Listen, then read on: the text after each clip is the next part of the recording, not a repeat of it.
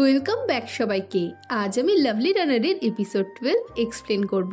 যারা আগের এপিসোডগুলো দেখোনি, ডেসক্রিপশনে লিংক দেওয়া আছে, ওখানে ক্লিক করে দেখে নাও। আর নতুন হলে চ্যানেলটা সাবস্ক্রাইব করে দাও। তো চলো শুরু করা যাক। তো এপিসোডের শুরুতে ইমসোল ও সানজি পারফরমেন্স শেষে বাড়ি ফিরতে থাকে। সানজি প্রশ্ন করে তার পারফরমেন্স ইমসোলের কেমন লাগলো। এতে ইমসোল তার হাত দিয়ে কতটা ভালো লেগেছে বোঝাতে গেলে সানজি তাকে কোলে করে উঁচু জায়গায় দাঁড় করায় আর বলে, ও এতটা ভালো লেগেছে।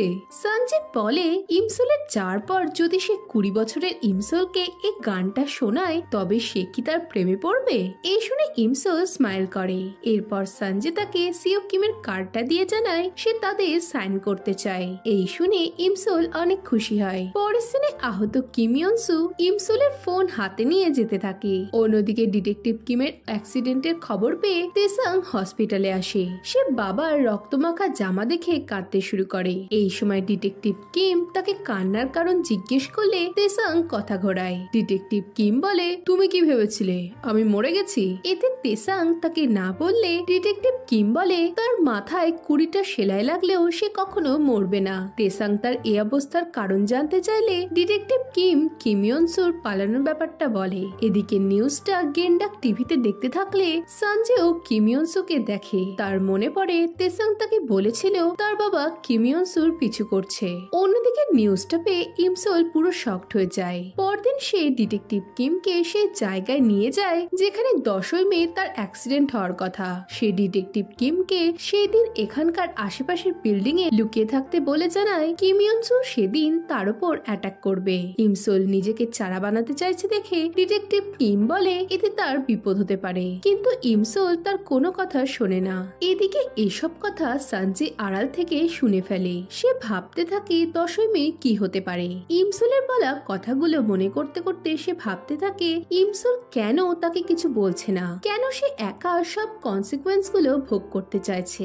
নেক্সট সিনে দেখি কুম ও জু রিলেশনে চলে এসেছিল। তারা কিস করতে গেলে জু ইমসোলকে দেখতে পায় আর এই দেখে সে জুকে নিয়ে লেকের জলে ঝাঁপ মারে। জল থেকে উঠে গুম এসবের কারণ জানতে চাইলে জু জানায় ইমসোলকে আসতে দেখে সে ভয়ে এটা করেছে।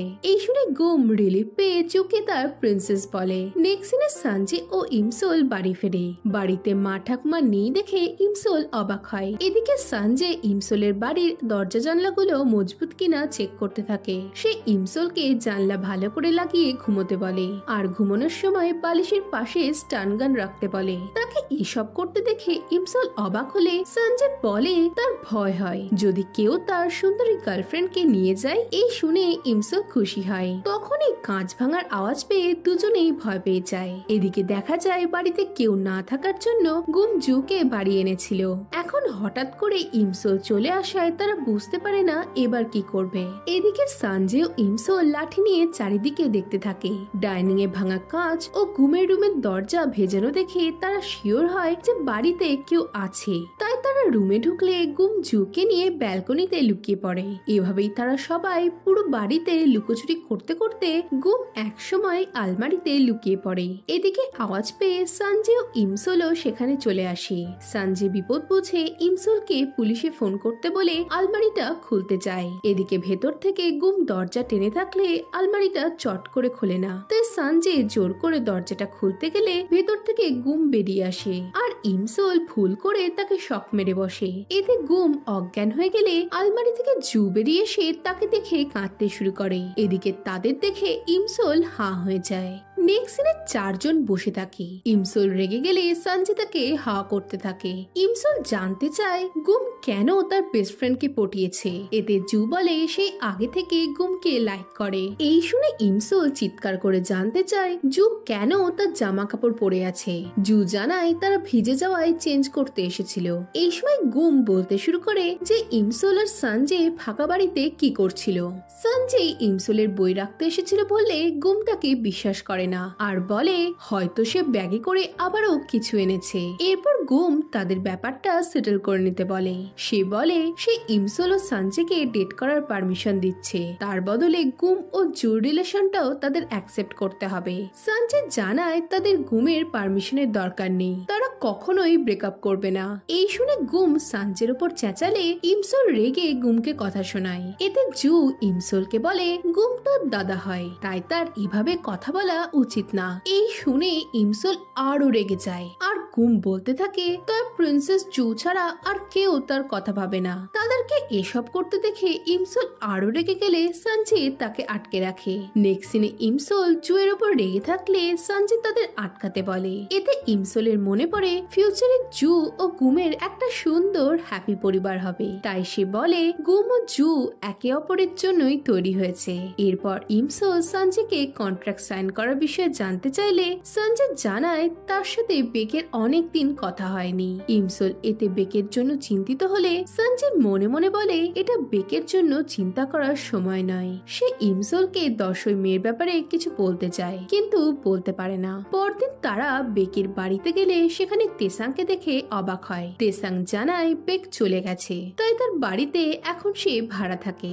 সানজে বেকের চলে যাওয়ার কারণ জিজ্ঞেস করলে তেসাং জানায় শোতে গান গাওয়ার সময় বেকের গলা ভেঙে যায় আর সেই দুঃখে সে সব ছেড়ে তার হোম টাউনে চলে গেছে। এই শুনে সানজে বেকের হোম টাউন কোথায় জানতে চাইলে ইমসোল বলে সে ইক্লিপসের ফ্যান মেম্বার, তাই সে বেকের বাড়ি এমনকি তাদের ছাদের রং সব জানে। পরের সিনে তেসাং বেকের বাড়ি যাওয়ার জন্য তার গাড়ি আনলে ইমসোল বলে তুমি বাড়ি না কিনে সব টাকা গাড়ি কিনতে খরচ করেছো। এই বলে সে তেসাংকে ইম্যাচিউর বলে, কিন্তু তেসাং এর এসবে যায় আসে না। সে তার গাড়িকে সানি বলে ডাকলে সানজের হাসি পায়। নেক্সট সিনে গেন্ডাক শ্যাম্পু করে চুল ধুতে গিয়ে দেখে বাথরুমে জল নেই, তাই সে কিচেন থেকে জল আনতে গেলে দেখে ওয়াশরুমের দরজা লক হয়ে গেছে। গেন্ডাকের মনে পড়ে সানজে তাকে লক খারাপ হয়ে যাওয়ার কথা বলেছিল। এই মনে পড়ে গেন্ডাকের নিজের ওপর রাগ হয়। এদিকে উপায় নেই দেখে তাকে কোমরের জলে চুল ধুতে হয়। এরপর সে এখান থেকে বেরোনোর উপায় ভাবতে থাকে। সে ওয়াশরুমের জানলা দিয়ে হেল্প হেল্প বলে চিৎকার করতে থাকে, কিন্তু বাইরে কনস্ট্রাকশনের কাজ করার জন্য কেউই তার কথা শুনতে পায় না। তাই সে হতাশ হয়ে বসে সানজের বাড়ি আসার অপেক্ষা করতে থাকে। এদিকে সানজে তখন তেসাং ও ইমসোলের সাথে বেকের হোম টাউনে যাচ্ছিল। তেসাংকে ধীরে ধীরে ড্রাইভ করতে দেখে সানজে অনেক বিরক্ত হয়। এরপর তারা বিচের ধারে পৌঁছে বেককে সমুদ্রের জলে নামতে দেখে ভাবে সে হয়তো মরতে যাচ্ছে, তাই তারা ছুটে বেককে বাঁচাতে যায়। তারা বেককে জল থেকে টেনে নিয়ে এসে জানতে চায় বেক কেন এসব করতে যাচ্ছে, তাকে এখনো অনেকটা বাঁচতে হবে। এদিকে বেক তাদের দেখে অবাক হয়। সে জানায় সে তার ফ্লোটিটা আনতে যাচ্ছিল। এই সময় ইমসোল দেখায় তেসাং এর গাড়ি জলে পড়ে আছে। এইদিকে তেসাং সানি সানি বলে কাঁদতে শুরু করে। নেক্সট সিনে বেকের প্যারেন্টস সকলের জন্য অনেক খাবার বানায়, কিন্তু তেসাং তখনও সানির জন্য কষ্টে ছিল। রাতে ইমসোল তার মাকে ফোন করে জানায় সে দানপড়িতে আছে। এদিকে কিমিয়নসু তখন স্টোরেই ছিল। সে ইমসোলের খবর পেয়ে বেরিয়ে যায়। নেক্সট সিনে বাসন ধোয়ার জন্য ইমসোলের হাত ঠান্ডা হয়ে গেলে সানজে তার হাতে ফু দিয়ে গরম করতে থাকে। এদিকে তাদেরকে এসব করতে দেখে বেক বিরক্ত হয়ে তাদের বাড়ি ফিরে যেতে বলে। তেসাং জানায় তার সানি সমুদ্রে ডুবে গেছে, তাই ফেরারও আর উপায় নেই। এই সময় বেকদের একটা ছাগল পালিয়ে গেলে সবাই ছাগলটাকে ধরার জন্য যায়। অনেক কষ্টের পর অবশেষে তারা ধরেও ফেলে। এরপর বেক ও তেসাং সমুদ্রে নেমে অনেক মজা করতে থাকে। আর দূরে দাঁড়িয়ে সানজে ইমসোলকে বলে সে তার সাথে বিচের ধারে আসতে চেয়েছিল আর সেটাও আজ পূরণ হয়ে গেল। ইমসোল বলে সে সানজের সাথে এখানে এসে অনেক খুশি হয়েছে। এই সময় তেসাং ও বেক এসে তাদেরকেও জলে নিয়ে যায় আর চারজন মিলে অনেক মজা করে। পরের সিনে সানজে জানতে চায় বেক কি ব্যান্ড ছেড়ে দেবে। বেক এতে চুপ থাকলে সানজে বলে সারা জীবন সুইমিং করার পর আজ গান গাওয়াটা তার কাছে অনেক ভয়ের বিষয়, কারণ এটা তার কাছে নতুন, কিন্তু তার মনে হয় সে পারবে। সানজে বেকের পাশে থাকবে বললে বেকের চোখে জল আসে আর এরপর তারা হাসতে থাকে। তাদেরকে খুশি দেখে ইমসোলেরও ভালো লাগে। এই সময় তেসাং এসে বলে সে ইমসোলকে স্মাইল করতে দেখে অনেক শান্তি পেয়েছে। সে জানায় সে চিন্তায় ছিল যে কিম ইউনসুর নিউজটা পেয়ে ইমসোলের কি অবস্থা হবে। এতে ইমসোল ঠিক আছে বলে জানতে চায় তেসাং হঠাৎ করে কেন তারা তো কেয়ার করছে। তেসাং বলে সে ইমসোলকে লাইক করত। সে জানে এখন এটা বলে কোনো লাভ নেই, কিন্তু এটাই সত্যি। এই শুনে ইমসোল তার ফিলিংস এর বিষয়ে তাকে জানানোর জন্য থ্যাঙ্কস বলে আর ইয়ার্কি মেরে বলে সে অনেক খুশি যে স্কুলের পপুলার বয় তাকে লাইক করত। ইমসোল বলে তেসাং অনেক ভালো মানুষ। এরপর বেক ও সানজে সেখানে চলে আসে আর তারা সকলে মিলে আইসক্রিম খেতে খেতে সময় কাটায়। নেক্সট সিনে ইমসোলের খেয়াল হয় যে তার ফোনটা পকেটে নেই। সানজি বলে হয়তো ছাগল ধরার সময় ফোনটা পড়ে গিয়ে থাকবে, তাই সে ইমসোলকে নিয়ে জঙ্গলে ফোনটা খুঁজতে যায়। পথে যাওয়ার সময় ইমসোলের কিছু ভিশন আসে আর এতে সে অবাক হলেও সঞ্জয়কে কিছু বলে না। এরপর জঙ্গলে গিয়ে সঞ্জয় ইমসোলকে এক জায়গায় অপেক্ষা করতে বলে নিজে ফোনটা খুঁজতে যায়। ফোনটা পেয়ে সঞ্জয় আর ইমসোলকে দেখতে পায় না। ইমসোলের বিপদ হয়েছে বুঝে সঞ্জয় তাকে খুঁজতে শুরু করলে খাদের ধারে সে ইমসোলকে খুঁজে পায়। এদিকে ইমসোল সঞ্জয়কে কিছুক্ষণ অবাক হয়ে দেখতে থাকে। এরপর হুঁশ ফেরায় সে সঞ্জয়কে নিয়ে জলদি সেখান থেকে চলে আসে। এরপর সে সঞ্জয়কে তার ওভার প্রোটেক্টিভ হওয়ার কারণ জিজ্ঞেস করলে সঞ্জয় বলে তুমি কি আমাকে কিছু বলতে চাও? ইমসোল এতে না বললে সঞ্জয় বলে আমি চাই তুমি কোনো কিছু না লুকিয়ে তোমার সব কথা আমায় বলো। এতে ইমসোল ঠিক আছে বললে সঞ্জয় মনে মনে বলে আমি জানি তুমি আমায় প্রোটেক্ট করার জন্য মিথ্যে বলছো, কিন্তু তুমি যতই চেষ্টা করো না কেন আমি সেদিন আসবই, এটা আমার চয়েস। পরের দিনে গেন্ডাকের অবস্থা খারাপ হয়ে পড়েছিল। সে উপায় নেই দেখে দরজা ভাঙতে যায়, কিন্তু এতে তার নিজেরই লাগে। অন্যদিকে সঞ্জেরা বেকের বাড়ি এসে কাউকে দেখতে না পেয়ে অবাক হয়। এই সময় বেক মেসেজ করে জানায় তারা সমুদ্রে মাছ ধরতে যাচ্ছে, তাই সঞ্জেরা যেন 30 মিনিটের মধ্যে ডেকে চলে আসে। এই দেখে সঞ্জয় এটা ইমসোলকে জানালে ইমসোল রেডি হতে চায়, কিন্তু সঞ্জয় তাকে আটকে বলে সে যেতে চায় না। এদিকে 30 মিনিট পার হয়ে গেলেও সঞ্জয়রা আসেনি দেখে বেক বিড়বিড় করে বলে আমি জানতাম এটাই হবে। এই বলে সে বাবাকে বোটটা স্টার্ট দিতে বলে। এই দেখে তেসাং নেমে যেতে চায়, কিন্তু বেক তাকে নামতে দেয় না। অন্যদিকে পুরো বাড়িতে কেবল তারা দুজন থাকায় ইমসোলের একটু অকওয়ার্ড ফিল হতে থাকে। সঞ্জয় ইমসোলের ভেজা চুল শুকোতে থাকে আর ইমসোল তার দিকে তাকিয়ে তার তারিফ করতে থাকলে সঞ্জয়ও খুশি হয়। এই সময় বেকের ছাগলটা তাদের দিকে হঠাৎ করে চলে এলে ইমসোল ভয় পেয়ে উল্টে পড়ে। সঞ্জয় তাকে বাঁচতে গেলে সেও ইমসোলের ওপর পড়ে যায়। এরপর ইমসোল রুমে ঘুমোতে গেলে সঞ্জয় জানতে চায় সে কোথায় শোবে। এতে ইমসোল একটু ঘাবড়ে তাকে টেন্টে থাকতে বললে সঞ্জয় বলে সেও তো গেস্ট। এই শুনে ইমসোল ঘাবড়ে গিয়ে বলে তুমি কি বলতে চাইছো, তুমি আমার রুমে ঘুমাবে নাকি? সঞ্জয় এতে পরিস্থিতি সামাল দেওয়ার জন্য বলে সে ইয়ার্কি মারছিল। এরপর সে বলে তুমি নতুন জায়গায় ঘুমোচ্ছ, এখানে রাতে ভূত বেরোতে পারে, তাই তুমি যদি ভয় পাও তবে আমায় ডেকো। এই শুনে ইমসোল জানায় সে ভূতে ভয় পায় না। এই বলে ইমসোল চলে গেলে সঞ্জয় হতাশ হয়। সে ইমসোলের অ্যাটেনশন পাওয়ার জন্য বারবার নানা শব্দ করতে থাকে, কিন্তু এতেও কাজ না হলে সে ঘরে এসে বলে বাইরে সে ভূত দেখেছে। এই বলে সে বিছানা পেতে শুয়ে পড়ে। ইমসোল তার চাতুরি বুঝতে পেরে বলে সে তবে টেন্টে ঘুমোতে যাচ্ছে। এতে সঞ্জয় তাকে আটকে বলে ইমসোলের চিন্তার কোনো কারণ নেই, সে অক্সিজেনের মতো পিওর, তার মাথায় কখনো কোনো বাজে খেয়াল আসেই না। আর বাইরেও অনেক ঠান্ডা, বাইরে ঝড় বইছে। এদিকে এসব দেখে ইমসোল হেসে বলে তুমি চাও আমরা একসাথে থাকি, এতে এত বানিয়ে বলছো কেন, তুমি একদমই মিথ্যে বলাই কাঁচা। সঞ্জয় বলে সে যদি এটাই চায় তবে কি তারা একসাথে থাকতে পারবে? এতে ইমসোল না বললে সঞ্জয় দুটো বালিশ দিয়ে বর্ডার বানিয়ে বিছানা পেতে শুয়ে পড়ে আর বলে বর্ডারের এদিকে যা আসবে সব তার হবে, তাই ইমসোল যেন ঠিকভাবে শোয়। এই শুনে ইমসোল হাঁ হয়ে যায়। নেক্সট দিনে ইমসোল ঘুমন্ত সঞ্জয়কে দেখতে থাকে।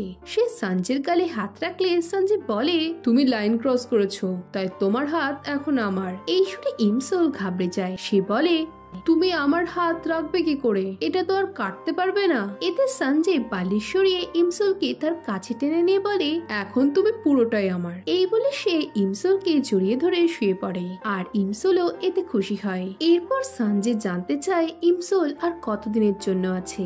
এতে ইমসোল জানি না বললে সঞ্জয় জানায় সে চায় না ইমসোল চলে যাক। এতে ইমসোল বলে সে চায় না কালকের দিনটা আসুক। এরপর ইমসোল বলে যদি আজই এখানে এখানেই তার শেষ দিন হয়, তবে যেন সানজে কষ্ট না পায়। এতে সানজে বলে সে কষ্ট পাবে না। এরপর ইমসোল তাকে কিস করে বলে, আমি তোমায় লাইক করি, আর এটা আমি তোমায় না জানিয়ে যেতে চাই না। এই শুনে সানজে বলে সেও ইমসোলকে অনেক ভালোবাসে। এই বলে তারা কিস করতে শুরু করে। পরদিন সানজের বাবার অবস্থা একদমই খারাপ হয়ে গেছিল। সে শেষ চেষ্টা হিসেবে ইমসোলদের বাড়ি টিস্যু পেপার ছোড়ে, আর সেটা ইমসোলের মা দেখে জানতে চায় গেন্ডাক ঠিক আছে তো। গেন্ডাক আশার আলো দেখতে পেয়ে হেল্প করতে থাকে, কিন্তু তার গলা বসে যাওয়ার জন্য জোরে আওয়াজ বের হয় না। কিন্তু ইমসোলের মা বোঝে যে গেন্ডাক ওয়াশরুমে আটকে পড়েছে, তাই সে তাদের বাড়ি যায় আর এক ধাক্কায় ওয়াশরুমের দরজা ভেঙে গেন্ডাককে বাঁচায়। আর এতে গেন্ডাক কাঁদতে কাঁদতে তাকে বাঁচানোর জন্য ইমসোলের মাকে অনেক ধন্যবাদ জানায়। নেক্সট দিনে তেসাং তার সানিকে গুড বাই বলে বাড়ি যাওয়ার জন্য বেরিয়ে পড়ে। ট্রেনে সানজে ইমসোলকে ডাকলে ইমসোল জেগে উঠে চারিদিক দেখে অবাক হয়ে যায়। সে সানজেকে দেখে ভয় পেয়ে সেখান থেকে উঠে পড়ে। সানজে তাকে আটকাতে গেলে ইমসোলের মুখ দেখে বোঝে 20 বছরের ইমসোল ফিরে এসেছে। ইমসোল তার হাত ছাড়িয়ে তার পিছু করতে বারণ করে জানায় সে একা বাড়ি ফিরবে। এই বলে সে চলে গেলে সানজে অনেক কষ্ট পায়। ট্রেন চলে গেলে বোঝা যায় যে ইমসোল এসব ইচ্ছে করেই করেছে। এখানে পাস্টের সিনে সানজে জঙ্গলে ফোন খুঁজতে গেলে ইমসোলের ভিশন আসে যে কিম ইয়নসু তার পিছু করে খাদের ধারে আসবে আর সানজেও তাকে বাঁচাতে আসবে। এই দেখে ইমসোল বোঝে তার ফিউচার চেঞ্জ হয়ে গেছে। এই দেখে সে ভয়ে কাঁপতে শুরু করে। এখন বর্তমানে ইমসোল বলে আমি আমার ফিউচার নিজে চেঞ্জ করব, আর এবার সানজে তুমি প্লিজ এসো না। এই সময় দেখে কিম ইয়নসু ট্রেন থেকে নামে, আর এর সাথেই এপিসোড 12 এখানেই শেষ হয়ে যায়। এখন এরপর কি হবে জানতে হলে ভিডিওটাতে লাইক ও কমেন্ট করো, আর নতুন হলে চ্যানেলটা সাবস্ক্রাইব করে দাও। তো দেখা হচ্ছে নেক্সট ভিডিওতে। বাই।